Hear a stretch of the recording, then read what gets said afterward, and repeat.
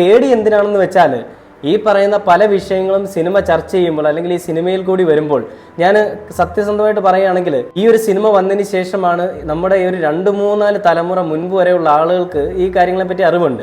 അതിനുശേഷമുള്ള ഒരാൾക്ക് പോലും ഗുജറാത്ത് കലാപം എന്താണെന്ന് അറിയില്ല. എനിക്ക് പോലും അറിയില്ലായിരുന്നു. ഗോദ്ര ട്രെയിൻ കത്തിക്കൽ സംഭവം എന്താണെന്ന് എനിക്ക് അറിയില്ലായിരുന്നു. പക്ഷേ ഈ സിനിമ വന്നതിന് ശേഷം ഞാൻ അതിനെപ്പറ്റി പഠിക്കാൻ കാരണമായി. അതേപോലെ എത്രയോ ആളുകൾ ഇതെടുത്ത് വെച്ച് പഠിക്കുന്നുണ്ട്.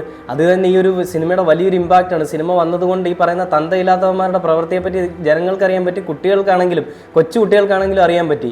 ഈ ചെറിയ പ്രായത്തിൽ ഈ പറയുന്ന BJPക്കൊക്കെ കൊടി പിടിക്കാൻ പോകുന്ന കുഞ്ഞുങ്ങളുണ്ട്. നിങ്ങളൊക്കെ ഈ സിനിമ ഒന്ന് കണ്ടിട്ട് എന്താണ് ബാബു ബജ്രംഗി, ആരാണ് ഈ ബാബു ബജ്രംഗി, എന്താണ് ഗോദ്ര ട്രെയിൻ കത്തിക്കൽ കലാപം, അല്ലെങ്കിൽ എന്താണ് ഈ ഗുജറാത്ത് കലാപം എന്നുള്ളതൊക്കെ ഒന്ന് പഠിച്ചു വെക്കണം കേട്ടോ.